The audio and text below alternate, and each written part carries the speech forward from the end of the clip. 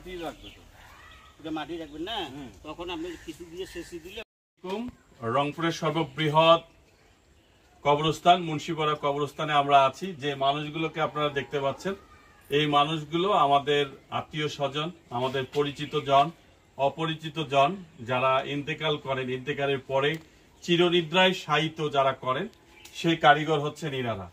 এনাদের সঙ্গে আজকে আমরা পরামর্শ করলাম। মুন্সিপাড়া কবরস্থান পরিষ্কার পরিচ্ছন্নতা আমরা করব।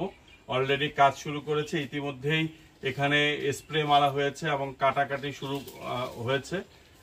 আর আমরা চাই যে যারা স্বেচ্ছাসেবক হিসেবে আমাদেরকে সময় দিতে চান, আমরা বুধবারের দিন ইনশাল্লাহ এই কবরস্থান সকাল 10টা থেকে আমরা এখানে কাজ ধরব।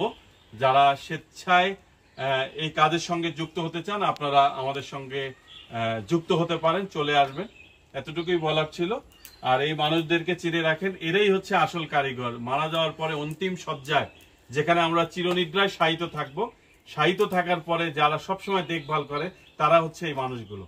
তো যাই হোক, আমরা আজকে সবাই এখানে কমিটমেন্ট করলাম, আজকে একটা পরিকল্পনা গ্রহণ করলাম। ইনশাল্লাহ এটি অতি দ্রুত আমরা বাস্তবায়ন করব, নাকি? যাই হোক, সবাই ভালো, সবাই একটা সালাম দিয়ে দাও সবাইকে।